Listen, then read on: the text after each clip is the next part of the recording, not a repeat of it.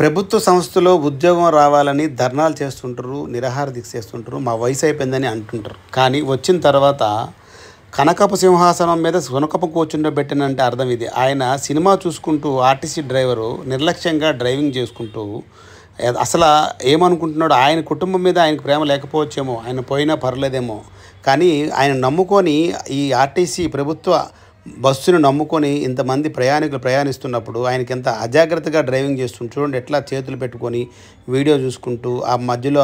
వీళ్ళకి ఇంకోటి ఏంటంటే సెల్ఫ్ ఓన్లీ డ్రైవర్ తప్ప కండక్టర్ లేకుండా బస్సులు పెట్టడం వల్ల ఆదాయం మిగులుతుంది కదా అనుకుంటారు. వాళ్ళు ఆ టికెట్లు కూడా ఆ డ్రైవింగ్ చేస్తూ కొట్టడము, వాళ్ళ డబ్బులు తీసుకోవడం అంటే ఒక నిర్లక్ష్యం. ప్రభుత్వానికి లేదా ప్రభుత్వానికి ఉందా, లేకపోతే ఎవరికి నిర్లక్ష్యం?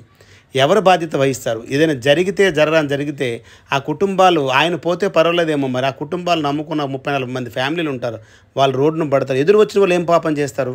వాళ్ళ కుటుంబాలు కూడా రోడ్డును పడతాయి. ఇదన్నిటికీ బాధ్యత ఎవరు వహిస్తారు?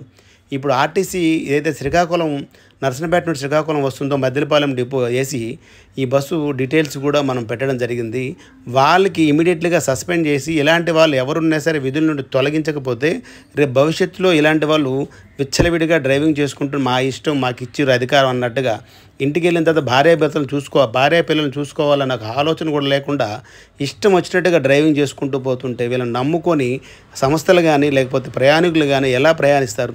వీటికి బాధ్యత ఎవరు వహిస్తున్నారు? ఆర్ఎంఓ గారు వహిస్తున్నారా? డిపో మేనేజర్ గారు వహిస్తున్నారా? లేకపోతే రవాణా శాఖ వహిస్తుందా? ఏపీ ప్రభుత్వం వహిస్తుందా?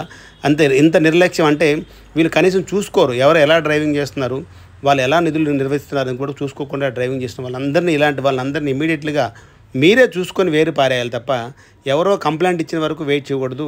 ఇది చాలా దారుణమైన విషయంగా పరిగణలో తీసుకోవాలి.